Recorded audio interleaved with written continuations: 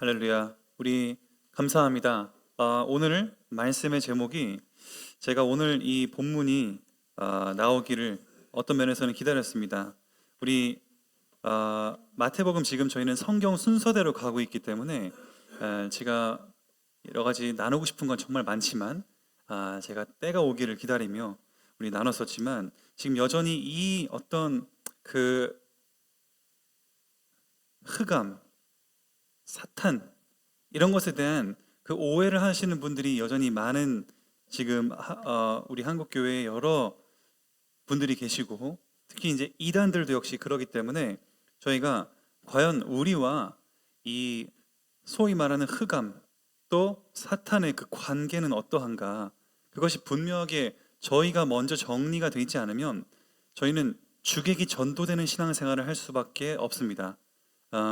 그것은 제가 차차 설명을 드리겠고, 우리가 바르게 알아야 우리를 지킬 수 있고 이단으로부터 우리가 바르게 변증을 할 수가 있습니다. 그렇기 때문에 또 나아가서 나만이 아니라 바르게 알아야 후대를 교육할 수가 있습니다. 그래서 오늘 말씀의 제목이 더 이상 흑암을 결박하지 말고 우리는 하나님의 나라가 임하길 기도하자, 이렇게 말씀을 드리려고 합니다. 먼저 서론적으로 우리가 월드컵 이번에 하고 있는데 보십니까? 제가 월드컵을 향유해야 한다라고 써놨습니다. 향유는 뭡니까? 누리는 것입니다. 월드컵을 보는 사람이 있고 월드컵을 누리는 사람이 있는데, 우리 그리스도인들은 뭐든지 인문학을 향유해야겠습니다. 그것은 단순히 어떤 철학적인 뭔가를 말씀드리려는 게 아니라, 우리가 보십시오. 예를 들어 지금 이번에 수원 스타필드 가깝게 있는데 거기서 다 모여가지고 막 응원하고 또 막 기쁘게 집중해서 우리나라를 응원하고 했다고 한 걸 들었습니다. 근데 이거야말로 정말 선한 질서 아닙니까? 왜 그렇습니까? 하나님이 회복하시라고 하는 것은 이러한 공동체고 함께함이고 사랑이고 연합입니다. 근데 사람들 다 보면 뭐합니까? 지하철이든 버스든 길거리든 핸드폰에 혼자 더 개인주의적으로 빠지고 있지 함께하는 것을 싫어합니다. 그러한 영향 속에 지금 MZ와 여러 가지 세대 간의 갈등으로 하나 되는 것이 어렵지 않습니까? 근데 월드컵 때만큼은 우리가 진짜 인간으로서, 대한민국 국민으로서 자랑스러운 그 마음을 가지고 정말 우리가 국가의 대표들을 응원하고 거기에서 누군지도 모르지만 옆에 함께 응원하고 함께 기뻐하고, 그걸요 그냥 보면은 그냥 그렇구나 뭐 그런 거지 뭐 할 수 있는데, 우리가 하나님의 이 성품의 관점에서 보면은 그 모르는 사람과 함께 응원하고 함께 마음을 합하고 한 목표를 향해 함께 공동체로 다시 연합할 수 있다는 것은 굉장히 선한 질서의 회복입니다. 이것이 우리가 회복할 하나님 나라의 모습 중에 하나입니다. 그러니까 이러한 사건들을 두고도 우리는 그래, 선한 질서라는 게 뭐냐, 정말 우리가 그리스도인으로서 하나님 나라를 확장시킨다는 게 뭐냐, 그냥 가서 그냥 예수 믿으세요만 말하는 게 아니라 우리의 삶과 행동을 통해 남들 다 핸드폰 빠져 있는데 지금은 굳이 애쓰지 않아도 자연스럽게 모두가 하나로 모여지는 그런 어떤 분위기들 있지 않습니까? 저도 제가 지금 어제 새벽까지 강의 준비하느라 월드컵을 이렇게 써놓고도 향유를 충분히 하지 못했지만 여기에서 큰 화면으로 나중에 우리 전교인이 와서 다 같이 팝콘 먹으면서 같이 보면 참 좋겠습니다. 근데 저랑 그냥 수현 사모랑 우리 나일이 셋이서 여기서 이 큰 화면에서 막 열심히 소리 지르면서 응원했습니다. 하다가 그래 45분 후반전이라도 한 골 먹었으니까 강의 잠깐 내려놓고 45분 쓴다고 강의 준비 못하는 거 아니다. 그래서 열심히 응원했는데 뭐 결과가 어찌됐건 우리가 함께 응원하고 또 앞으로도 응원할 일이 많고, 그 속에서 조금이나마 잃어버렸던 그 인간의 그 뭔가 그 사랑과 그런 어떤 선한 것들이 회복되는 것을 저는 월드컵 때 보게 됩니다. 물론 그 중에 뭐 누구 욕하고 왜 저렇게 지도하냐 다 비판의 포인트들이 있는 거 압니다.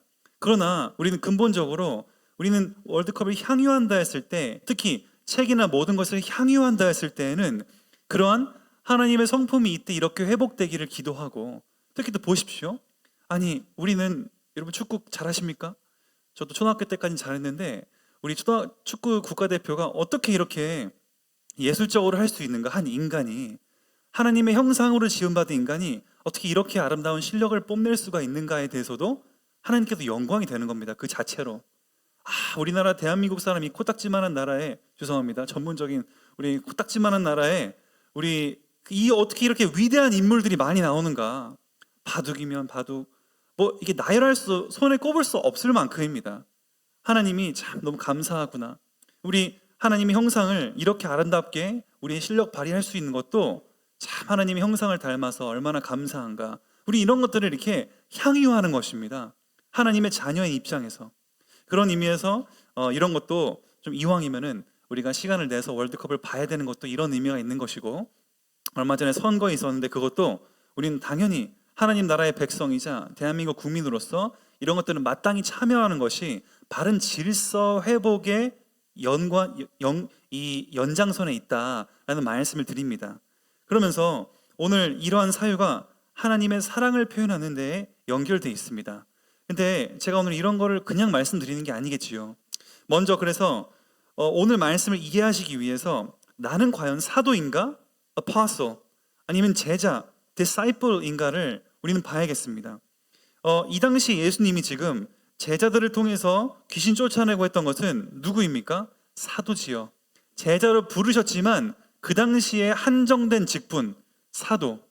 사도는 조건이 딱 세 가지가 있습니다. 세 가지로 요약할 수가 있는데, 사도행전 1장에 보면은 갸룻 유다가 예수님을 팔아가지고 그것 때문에 스스로 죄책감으로 자살을 합니다. 12사도가 하나 빠지니까 11명 되지 않습니까? 그때 그래, 예수님 승천하셨고 우리 본격적으로 초대교회 시작해야 되는데 12명은 맞춰야겠다. 왜 12명 맞추냐? 12지파였고 12이란 숫자는 하나님의 완전 수주이기 때문에 하나님께서 완벽하게 통치하신다라는 그 여러 가지 의미들을 가지고 있는데, 12명으로 시작하려고 그러니까 제비 뽑는데 누굴 뽑아야겠냐라고 했을 때 기준이 있을 거 아닙니까? 아무나 뽑습니까 그냥? 뽑는데 기준이 뭐냐면 사도행전 1장 21절 22절에 예수님의 공생애, 예수님이랑 같이 3년 동안 다녀봤고 특히 예수님의 죽음과 부활을 목격한 자여야 된다. 왜냐하면 이 일의 증인이다 라고 얘기를 하고 다녀야 되니까, 너 안 봤잖아 이렇게 얘기하면 할 말이 없는 거 아닙니까? 실제로 부활을 받고 예수님의 공생의 공식적 public life, 이 3년의 과정을 함께 갔던 그 사람이어야 된다. 제비 뽑아서 마띠아가 뽑힙니다. 그래서 이런 사람이어야 되고, 두 번째로는 예수님이 직접 뽑은 사람이어야 됩니다. 그래서 이제 예수님이 다 나를 따라와라, 사람 낚는 어부 되게 하겠다. 세 번째로는 기적과 표적을 행하는 권세를 가진 자. 마가복음 나와 있는 것처럼 내가 너희에게 뱀과 전갈을 제어할 권세를 주었노니 하면서 이렇게 귀신을 쫓는, 또 사도 바울도 내가 이런 표적이 있는 것은 사도기 때문이다 이렇게 바울은 얘기합니다. 그런 것처럼 기적, 표적 같은 말입니다. 비슷한 말. 기적을 이렇게 막 사람 살리고 눈먼 자 뜨게 하고 죽은 자 일으키고 그런 것들이 기적인데, 그게 사도라는 증거라는 거죠. 사도가 그 당시에는 그렇게 함으로써 뭘 하는 겁니까? 야, 예수님의 이 능력을 통해서 하나님의 나라가 세워지고 확장되는구나를 보는 가시적인 행동이었다는 것입니다. 하나님 나라 눈에 보이십니까? 우리는 하나님의 나라입니다. 베드로전서 2장 9절, 너희는 거룩한 나라요 그의 소유된 백성이라. 우리는 나라이면서, 근데 나라인데 눈에 보이냔 말입니다. 하나님 나라가 이 땅에 임했습니다. 예수님이 오신 때부터, 초림 때부터. 그러니까 세례 요한도 회개하라, 천국이 가까이 왔다. 천국, 하늘나라가 가까이 왔다. 이게 뭡니까? 하나님 나라가 왔다는 건데 어떻게 하냐는 겁니다. 그 첫 번째 표시로 기적을 일으키는 것입니다. 오늘 이 서론을 가지고 보시면 좋습니다. 그래서 사도를 그럼 세운 이유는 뭐냐? 왜 지금은 사도가 없고 그때만 사도가 있습니까? 바로 첫 번째로는 교회를 세우기 위함이다. 그래서 빌립보에는 빌립보 교회, 또 뭐 사도 바울이 다 세운 거 아닙니까? 예루살렘에는 예루살렘 교회를 세우기 위함이고, 그렇게 하나님 나라를 확장해 가면서 또 성경을 기록하기 위함입니다. 편지를 보내는 것이 베드로는 베드로 전후서, 뭐 바울 서신들, 요한은 요한 복음과 요한 계시록, 요한 1, 2, 3, 4, 1, 2, 3서 이런 것들이 다 성경을 기록하기 위해 하나님은 사도를 세운 것입니다. 이거는 철저하게 뭡니까? 사도의 한정이고 그때 한정입니다. 그때 한정. 그 이후로 모든 사람은 바로 그리스도의 제자이지 사도 없습니다. 요즘 근데 내가 바로 새로운 사도다, 신사도, 그 신사도 운동이라 그럽니다. 그러면서 사도들은 예수님한테 직접 너희는 뭐 모든 민족에게 가라, 직접 계시를 받지 않았습니까? 나도 그렇다 이래가지고 갑자기 기도하다가 딱 하나님이 계시를 주셨다 이래가지고 내가 바로 사도다, 너는 뭐 여기로 이사 가라, 뭐 아니면 너는 뭐 이렇게 해라, 갑자기 뭐 자기가 사도인 양 이렇게 된 게 신사도 운동입니다. 그리고 막 또 귀신 쫓는 막 떼굴떼굴 장풍 쏘면은 막 넘어가고 굴러다니고 떼굴떼굴 굴러다니는 그런 것들이 바로 신사도 운동이라는 것입니다. 그러니까 이 자체가 우리가 되게 많은 이단의 지금 이단스러운 지금 사상이 아주 많이 있습니다. 아주 많이. 그렇기 때문에 우리가 사도라는 것과 제자라는 것을 먼저 구분할 수 있어야 됩니다. 우리는 모두 누구입니까? 그리스도의 제자입니다. 하나님의 자녀이고 그리스도의 제자이지 누가 자기 사도라 그러면은 그 사람은 그냥 피하시면 되겠습니다. 그러면 오늘 가장 예수님을 잘 알아야 될 것 같은 바리새인들이 예수님을 오해했습니다. 참 아이러니한 일이죠. 일반 무리들은 그래서 예수님이 말합니다. 22절에 보시면 귀신 들린 자를 치유하십니다. 사건의 발단은 이거입니다. 귀신 들린 자를 치유하시는데 중요한 것은 귀신 들린 자를 치유하니까 23절에 무리가 다 놀라버렸습니다. 놀란데 뭐로 놀라냐? 이것은 다윗의 자손 예수 그리스도 아니냐? 이런 의미를 가지고 있습니다. 믿음이 약한 무리는 오히려 야, 예수님이다, 구원자다 이러고 있는데 우리 바리새인은요, 내가 앞으로 율법을 하나도 빠짐없이 싹 다 지키겠습니다, 세상과는 나는 완전히 끊어지고 율법 완전히 지키겠습니다라고 결단을 한 그 사람이 바로 바리새인입니다. 그러면 우리로 따지면 뭐 목사랑 비슷하다고 봐야 될까요? 완전히 나는 하나님 말씀 율법 하나도 빠지지 않고 지키려고 노력하겠다. 그럼 믿음이 제일 좋아야 될 거 아닙니까? 이 사람들 하는 말을 보십시오. 24절에 바리새인들은 듣고 이르되 아니 예수님 이거 치유하는 거 이거 귀신의 왕 바알세불의 힘으로 하는 거 아니냐? 야, 어떻게 이럴 수 있습니까? 이런 아이러니한 일이 있나? 무리는 오히려 예수님을 그리스도로 고백할 수 있는 어떠한 그런 마음인데 오히려 제일 알만한 사람들이 예수님 보고 귀신의 힘이다 이런 소리를 하고 있는 것입니다. 그러니까 이건 진짜 무당이나 할 법한 주장이죠. 귀신의 힘으로 하고 있다, 이거 무당들이 나는 소리 아닙니까? 바리새인들은 철저히 율법 지키겠다고 하면서도 정작 하나님을 안 믿는 아주 아이러니한 모순적인 모습을 볼 수가 있습니다. 사랑하는 성도 여러분, 우리 흑암, 귀신이라고 했을 때 우리 무당촌 같은데 저희 예전에 카페교 했을 때는 완전히 거기 막 룸사롱 많고 노래바 많고 그랬습니다. 그걸 보고 어떤 사람들은요 흑암이 짙다 이런 표현을 합니다. 흑암이 짙은 게 문제가 아니고 그것은 빛의 결핍입니다. 우리 정확한 신학적 용어로는 빛이 결핍된 겁니다. 그래서 여러분 한번 깜깜한 방에 혼자 한번 들어가 가지고 깜깜한 방에 빛을 비추려면 어떻게 해야 됩니까? 흑암아 물러가라! 방에 혼자 들어가 가지고 흑암아 물러가라 외치고 있으면은 흑암이 물러갑니까? 새벽이 올 때까지 기다려야 됩니다. 고생이나 하면서 그냥 불 켜면 됩니다. 그렇죠? 빛을 비추면 어둠이 더 짙을수록 환하게 비추는 겁니다.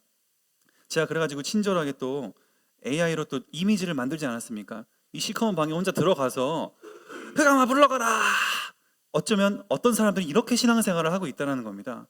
아니 지금 애초에 흑암은 빛이 있으면 물러가는 건데 백날 소리 지르고 이거는 마치 누구랑 비슷합니까? 엘리야랑 바알 선지자가 갈멜산에서 전투할 때 비 와주세요 막 자기 막 칼로 쑤시면서 막 피 흘리며 철철 흘리면서 해도 아무 반응이 없던 그러나 똑같습니다. 아무 의미 없는 외침, 흑암한테 흑암 물러가라 하는 게 아니라 빛을 비춰야 되는 것이지, 빛의 결핍이지, 이게 흑암이 강하고 뭐 흑암이 더 짙다 이런 표현 자체가 신학적으로 잘못된 표현인 것입니다. 빛의 결핍이다. 우리 불신자들도 빛의 결핍이지, 어떤 사람은요 무당들 보고 사탄이라고 합니다. 말도 안 되는 망언들을 막 하고 있습니다. 그게 오히려 여러분 신성 모독인 거 아십니까? 무당들도 귀한 하나님의 형상입니다. 우리도 하나님의 형상, 무당도 하나님의 형상. 여러분 진짜 무당 만나본 적 있으십니까? 저는 무당 분들을 최소 40명 이상은 만나봤다라고 할 수 있습니다. 제가 무당 예전에 전도하러 다닐 때 종교 연구하는 사람이라고 해가지고 제가 다 뵀는데 굉장히 친근합니다. 그분들이 주는 우유도 잘 받아 먹었고 그분들이 주는 과자도 맛있게 먹었습니다. 그것도 막 귀신 음식이라고 안 받아 먹으실 겁니까? 이 어떤 분들은요 거기에 가면 막 이거 흑암이다, 사탄의 세력이다 막 하면서 막 저주하고, 어떤 분들은 심지어 문고리 잡고 들어가기 전에 막 예수 그리스도 이러고 팍 이러고 막 기도합니다. 그렇게 폭력적인 전도가 있을 수가 없습니다. 정말 그들을 개만도 못한 취급을 하는 것이죠. 그것은 오히려 하나님의 아름다운 형상인데, 형상을 잃어버렸으니까 지금 어둠이 가득한, 이 어둠이 짙어서 빛의 결핍으로 어둠이 더 짙어진 것 뿐인데, 그들을 뭐 사탄이다, 사람을, 고귀한 하나님의 형상을 사탄의 존재로 전락시키는 그런 망언은 오히려 하나님의 형상으로 지은 그 창조주를 무시하는 신성 모독적인 발언인 겁니다. 그러니까 우리는 모든 피조물은 그들이 어떠한 정신 상태에 있든 어떠한 우상을 섬기든 모두 하나님의 귀한 형상입니다. 우리는 하나님의 형상으로 회복된 것이고 그들은 회복이 아직 안 된 것뿐입니다. 모두 하나님의 형상으로 창조된 인간입니다. 귀신이 아니고 동물이 아니고. 그렇기 때문에 우리는 이 신앙생활을 할 때도 이렇게 제가 여쭤보는 겁니다. 이 옆에 빛 켜고 불 켜고 이 행복한 웃음을 짓는 이 사람 보십시오. 평안한 얼굴. 그냥 빛만 켜면 됩니다. 빛이 임하게 주시옵소서. 하나님, 말씀의 빛이 임하게 주시옵소서. 이러고 그냥 평안하게 기도하면 되는데 막 죽어라, 흑암 더 강하게 외쳐야 된다, 막 금식하시고 땀 뻘뻘 흘리면서 이렇게 한다고 절대 흑암은 물러가지 않습니다. 오히려 웃기는구나 이렇게 하고 흑암은 더 지금 흑암으로 존재하고 있는 것이지요. 그래서 우리는 어둠이 짙은 곳에는 빛이 임하기를 기도해야 되는 겁니다. 빛이 뭡니까? 요한복음 1장에 보니까 빛은 말씀이라고 했습니다. 태초에 말씀이 계시니 그 말씀이 하나님과 계셨고 말씀이 곧 빛이라. 말씀이 빛이기 때문에 흑암아 떠나가라 라고 하는 주문을 외우는 게 아니고 복음의 말씀. 복음 말씀이 뭡니까? 예수 그리스도의 십자가의 죽음과 부활, 그것을 전하는 거나 폭넓게는 성경 전체를 우리는 전하는 것입니다. 그게 바른 전도입니다. 무당한테 가도 제가 무당을 자꾸 하는 거 보는 무당이 그 생각하는 악의 최고치니까 일반 사람들이 생각했을 때 그보다 더 약한 분들은 같이 적용하면 될 거 아닙니까? 무당을 만나도요 우리는 그분들에게 아주 인격적으로 대해야 됩니다. 그분들을 무슨 사탄이나 마귀를 쳐다보듯이 하면 절대 안 되고 그들도 여전히 불쌍한 하나님의 형상, 아직 자녀가 안 됐다 뿐이지 하나님의 형상이요 모든 하나님의 사랑을 받아야 될, 하나님의 빛이 필요한, 하나님의 나라가 필요한 불쌍한 존재이기 때문에 그들을 향해 애통하면서 기도하고 그들에게 하나님의 나라가 임하고 빛이 임하기를 기도해야 되는 줄 믿습니다. 예수님은 그래서 두 번째로 귀신을 쫓아내는 이유, 먼저 바리새인의 영적 무지를 지적합니다. 25절에 보시면은 예수님은 이렇게 말씀하십니다. 그들의 생각을 아시고 그들의 이 무지한 생각을 아시고 먼저 세상적 비유, 상식적 비유를 하십니다. 봐봐라, 스스로 분쟁하는 나라마다 황폐해지고 스스로 분쟁하면 동네가 깨지는 거 아니냐. 만약에 내가 지금 사탄의 힘이라고 하니까 이런 얘기입니다. 쉽게 말해서 사탄을 쫓아내면 사탄의 나라를 스스로 무너뜨리는 거 아니냐. 너네가 만약 내가 사탄의 힘으로 귀신들을 쫓아낸 거면 사탄이 사탄의 나라를 쪼갠다는 의미 아니냐. 그 무슨 멍청한 짓이냐 그게. 너네 진짜 논리적 모순이 안 느껴지니? 예수님이 이렇게 말씀하시는 거죠. 사탄이 사탄을 물러뜨리게 하겠냐 지금.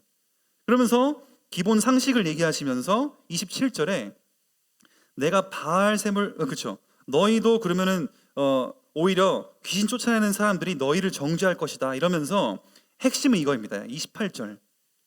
내가 하나님의 성령을 힘입어서 귀신을 쫓아내는 것이면 하나님의 나라가 이미 너희에게 임하였느니라. 자, 동시에 지금 진행되는 겁니다. 뭐라고 하십니까? 나는 귀신의 힘으로 하는 게 아니고 바알세불 귀신의 힘으로 하는 게 아니라 하나님의 성령, 여기에서 삼위일체 하나님이 나옵니다. 참고로 어떤 성경을 보더라도 우리는 삼위일체의 관점으로 볼 수 있어야 됩니다. 오늘 28절에 일단은 화자가 누구입니까? 예수님입니다. 예수님이 지금 내가 이렇게 얘기하고 있는 거죠. 예수님이 성령 하나님을 힘입으면은 하나님 나라가 임했다. 성부 하나님이 예수님을 보내셨고 예수님이 지금 성령으로 힘입어서 하나님 나라를 임하게 한다고 하니까 이 삼위일체의 사역을 늘 연합사역으로 우리는 볼 수가 있어야 되는 것입니다. 예수님이 표현됐다고 해서 예수님만 있는 게 아니라 삼위일체 하나님은 늘 존재하십니다. 한번 다시 여쭙겠습니다. 우리 안에 예수님을 마음에 영접했는데 우리 안에 예수님이 계시는 겁니까? 삼위일체 하나님이 계시는 겁니까? 삼위일체 하나님이 계시는 것이죠. 우리가 아버지는 저기 계시고 예수님은 마음에 모셨는데 승천했으니까 성령으로 계시고 뭐 이런 게 아니라는 겁니다. 하나님은 삼위가 한 분이다. 제가 계속 말씀을 드렸었지요. 여기에서도 성령 하나님의 힘으로 한다면 벌써 하나님의 나라는 임했다. 여기 지금 초점이 뭡니까? 이 문맥의 초점이 뭡니까?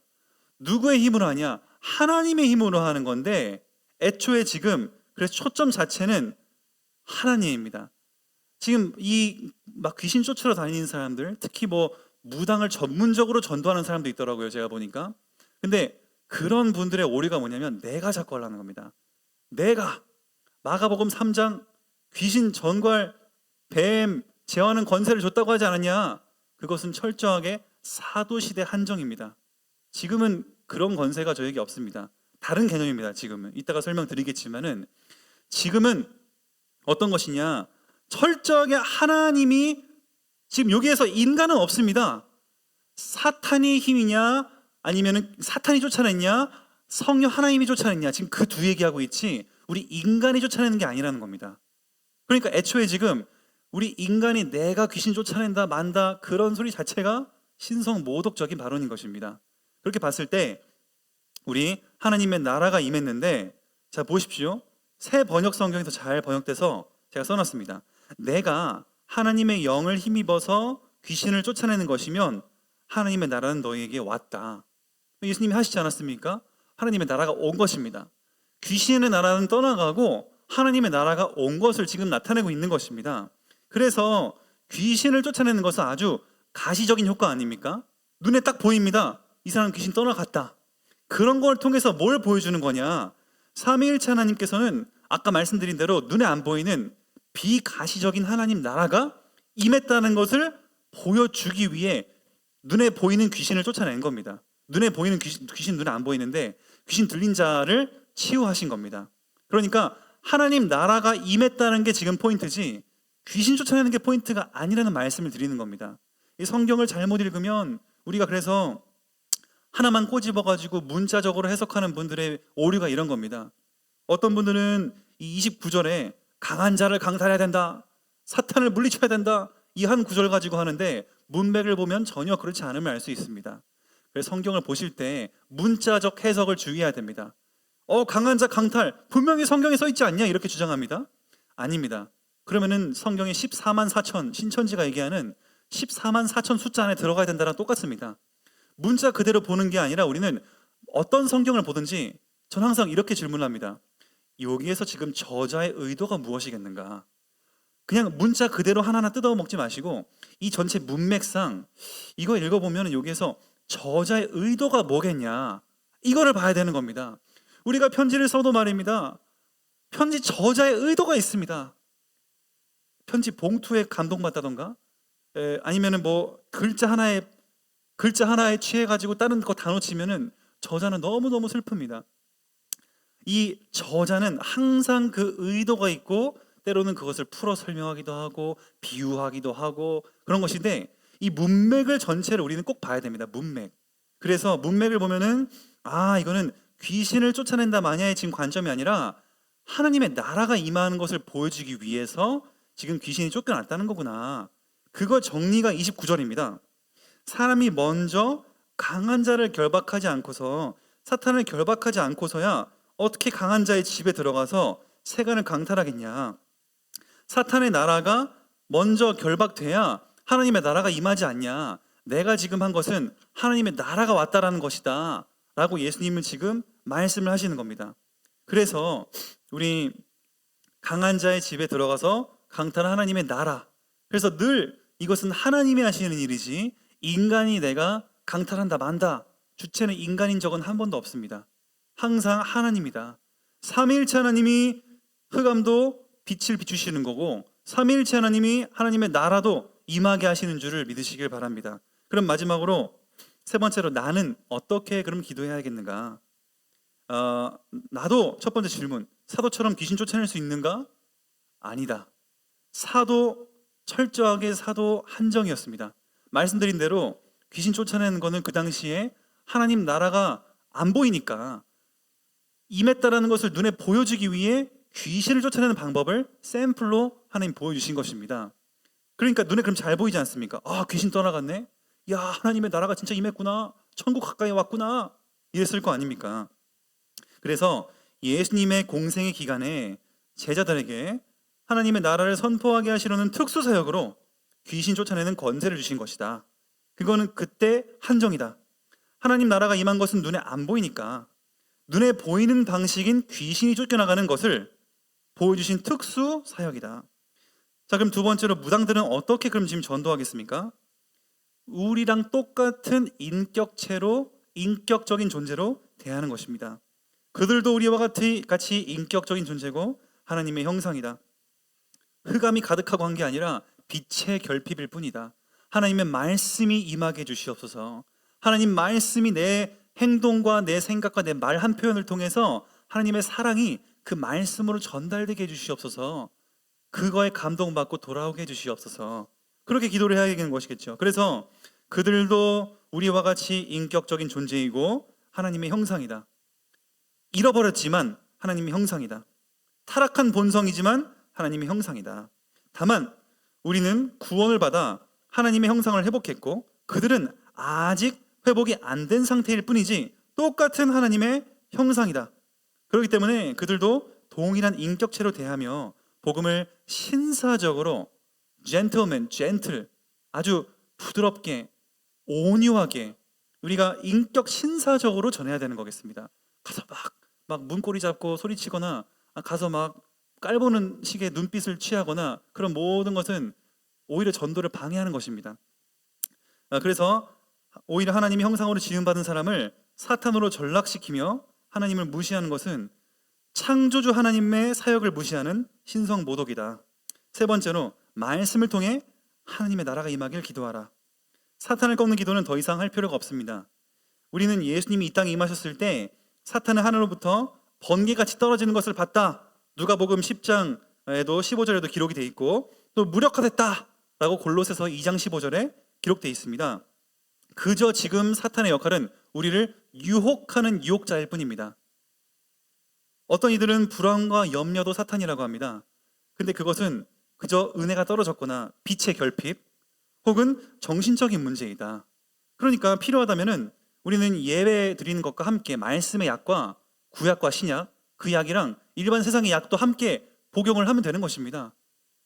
관건은 처음부터 하나님과 나와의 관계였지 사탄은 애초에 그 관계 속에 없었습니다. 한번 유혹한 것뿐이었는데 이렇게 된 것이지만, 그래서 대상을 사탄으로 삼거나 세상의 의학과 과학을 무시하는 영지주의는 바로 이 신비로 빠지기 좋은 아주 위험한 것임을 주의해야겠습니다. 결론입니다. 이미 결박된 사탄을 우린 두려워하지 말자. 지금도 뭐가 있어 보입니까? 그냥 내 마음이 그냥 정신이 약한 겁니다. 그때. 그리고 빛이 더 결핍돼 있는 겁니다. 어디 무당촌 가니까 뭔가 확 옵니까? 그냥 내가 무서운 겁니다. 그냥 빨리 나가던가 찬양 듣고 계시던가 하면 되지. 누가 악한 세력이 나를 덮친다? 그런 신성 모독적인 발언은 우리 안 하시길 바랍니다. 그냥 내가 왠지 무당이 있으니까 찜찜하고 막 뭔가 으스스하고 괜히 내 마음이 정신적으로 불안한 겁니다. 그거는 그냥 집에 가서 잘 쉬시면 다 해결되는 부분인 거지. 이것은 빛의 결핍이지 흑암이 더 강하거나 그런 것이 절대 아니다. 두 번째로 말씀으로 하나님의 나라를 누리자. 말씀 막 떼굴떼굴 굴러. 지금도 우리 정말 제가 필리핀 선교하면서 기도하는 게 뭐냐면, 필리핀은 오순절 이 방언 그리고 신비 기도, 하나님 갑자기 갑자기 신사도처럼 하나님 음성 주셨다 이래가지고 하는 분들이 아주 많습니다. 그들을 해결할 수 있는 것은 뭡니까? 오직 하나님의 말씀밖에 없습니다.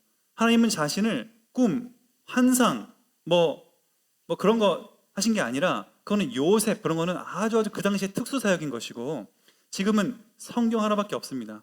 성경 66권 안에 계시는 끝났습니다. 그렇기 때문에 이 안에서 하나님을 풍성하게 발견할 수 있는 것이죠. 다만 이것은 외적 표지고 내적 표지는 뭡니까? 읽다 보니까 어떤 사람은 감동이 안 되는데 어떤 사람은 이해가 되네. 이걸 보고 뭐라고 하면 성령의 내적 조명이라고 그럽니다. 성령이 이해할 수 있게끔 나에게 은혜를 주셔야 깨달아질 거 아니겠습니까? 어떤 사람은 이걸 보고도 흑암 꺾어야 된다 이런 사람이 있는 반면, 어떤 분은 보면서 그래, 말씀의 부재구나, 선의 결핍이구나, 빛의 결핍이구나 라는 것으로 해서 우리가 바른 기도를 회복할 수 있는 것처럼, 성령이 조명해 주지 않으면 아무리 백날 얘기해도 우리는 못 알아듣는 것이 하나님의 은혜의 역사입니다. 이것 역시 절대 사람의 힘으로 할 수가 없음을 우리는 알 수가 있는 것이겠지요. 우리 모든 인간, 사도 바울이 이렇게 얘기합니다. 나는 심었고 아볼로는 물을 주었는데 자라게 하시는 것은 누굽니까? 하나님이다. 하나님이 키우시는 거지 저는 말씀을 심부름할 뿐입니다. 저를 우상화하는 일은 지금 없겠지만 교회 커지면은 목사님을 우상화하는 분들이 가끔 있을 수 있습니다. 절대 그러시면 안 됩니다. 저도 우리 성도님들과 같이 부족한 인간이고 날마다 하나님한테 엎드려야 되는 존재고, 무당이든 목사든 일반 성도든 다 똑같은 하나님의 귀한 형상입니다. 그렇기 때문에 우리 모든 인격체를 평등하게 차별 없이 대해야겠습니다. 예수님은 종이나 자유인이나 사도 바울이 이렇게 높음이나 권세나 낮음이나 다 그리스도 안에 우리는 차별이 없고 하나님의 사랑 안에서 우리는 회복돼야 된다. 사도 바울은 얘기하고 있습니다. 마지막으로 3번, 대상이 누구든지 우리와 똑같은 인격체로 대하고 신사적으로 복음을 전하자. 우리 진짜 막 흑암 뻗고 이런 데 가면은 정신적으로 어려워하시는 분들이 많습니다. 더 막 눌리고 염려하고 걱정하고 내가 덜 꺾어서 그런가? 더 금식해야 되나? 우리의 행위에 결코 있지 않음을 분명히 말씀을 드립니다. 우리는 하나님의 말씀이 임하면 끝나는 겁니다. 아무리 그 말씀의 힘은 얼마나 위대한가, 살아있고 쪼개고 모든 오장육부를 다 회복하실 수 있는 하나님은 말씀이 한번 임하면 바뀔 수 있는 줄 믿습니다.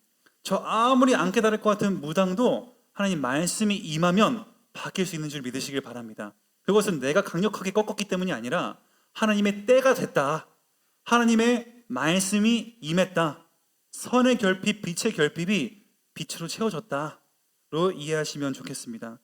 결국 하나님과 나와의 관계입니다. 사탄은 이미 무력화됐습니다.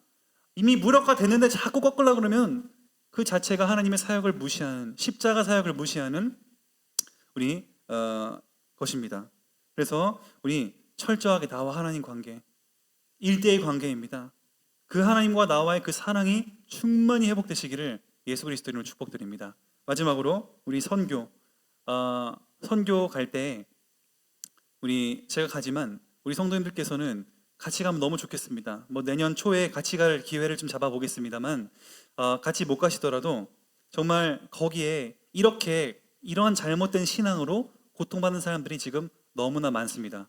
그런 분들에게 바른 말씀, 환상과 꿈, 신비, 체험이 기준이 아니라, 내 뜨거운 감정이 기준이 아니라 하나님의 말씀이 기준되게 해달라고, 그 목사님들의 마음을 열게 해달라고 우리 함께 합심으로 기도해 주시고, 특별히 우리 모든 그 성도님들께서도 기도를 동참해 주시기를 바랍니다. 헌금을 하지 마시고 기도를 해주시면 돼요. 기도는 돈 안 듭니다. 날마다 필리핀의 사역을 위해서 함께 기도해 주시고 그래서 우리가 기도할 때 함께 응답을 누릴 수가 있는 것입니다. 그렇기 때문에 우리 함께 필리핀 선교에 응답받는 우리 성도님 되시기를 예수 그리스도 이름으로 축복드립니다. 기도하겠습니다. 하나님 감사합니다. 하나님께서 우리를 사랑하셔서 정말 이 어려운 또 혼합 이 신학의 시대에 우리에게 바른 신학을 회복할 수 있음에 너무너무 감사드립니다. 우리의 기준은 늘 말씀이 되게 하시고 다른 이 잘못된 사상들로부터 우리를 지킬 수 있도록 축복해 주시옵소서. 감사합니다. 예수 그리스도 이름으로 기도드립니다. 아멘.